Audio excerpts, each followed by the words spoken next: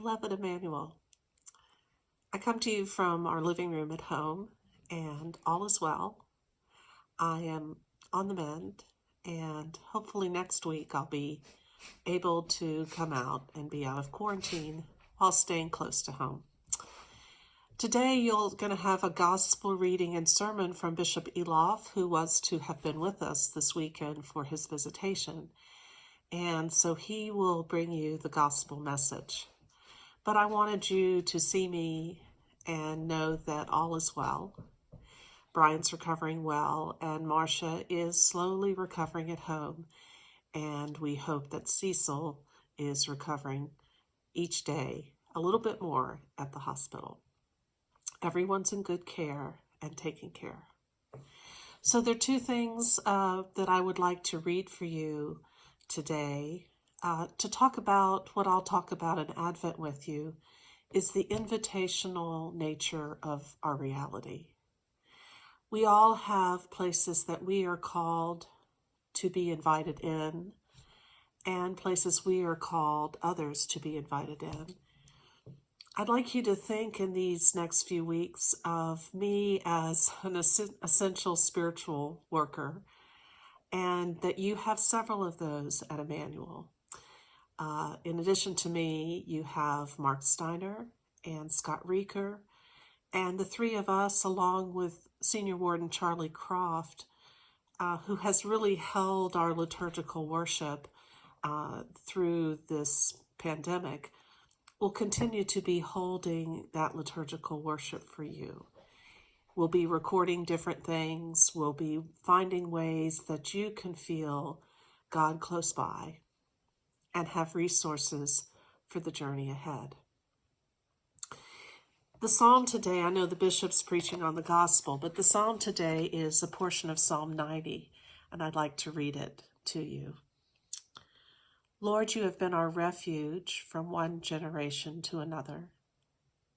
Before the mountains were brought forth, or the land and the earth were born, from age to age you are God.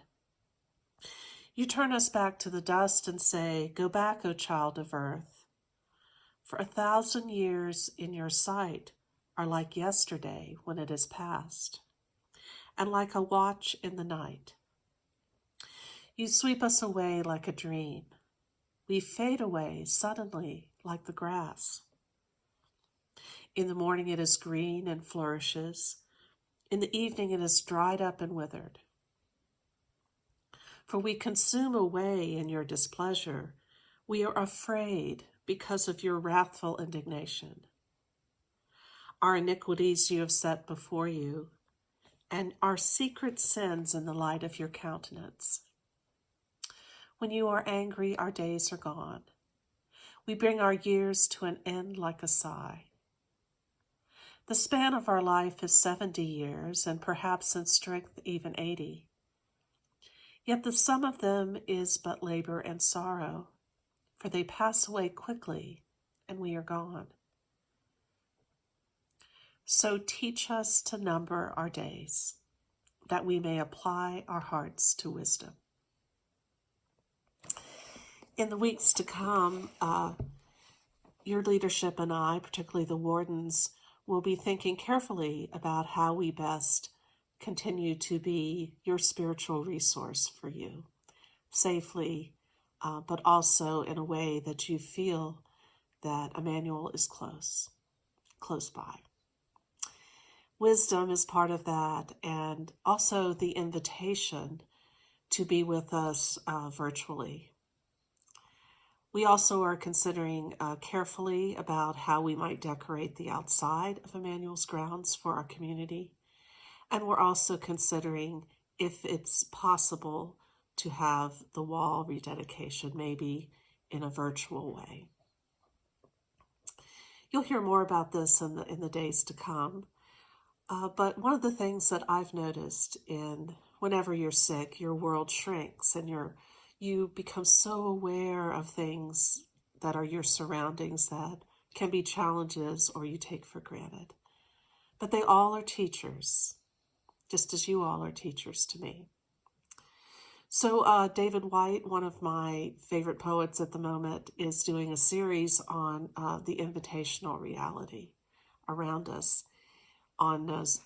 It's a online course, and his poem "Everything Is Waiting for You" I'd like to share with you. I'll also type it up for you in the Nova. And here it is. Your great mistake is to act the drama as if you were alone, as if life were a progressive and cunning crime with no witness to the tiny hidden transgressions. To feel abandoned is to deny the intimacy of your surroundings. Surely even you at times have felt the grand array, the swelling presence and the chorus crowding out your solo voice. You must note the way the soap dish enables you, or the window latch grants you freedom. Alertness is the hidden discipline of familiarity. The stairs are your mentor of things to come. The doors have always been there to frighten you and invite you. And the tiny speaker in the phone is your dream ladder to divinity. Put down the weight of your aloneness and ease into the conversation. The kettle is singing even as it pours you a drink. The cooking pots have left their arrogant aloofness and seen the good in you at last. All the birds and creatures of the world are unutterably themselves, and everything is waiting for you. We are an incarnational people, and Jesus came into the world to teach us that. Everything is an invitation. Amen.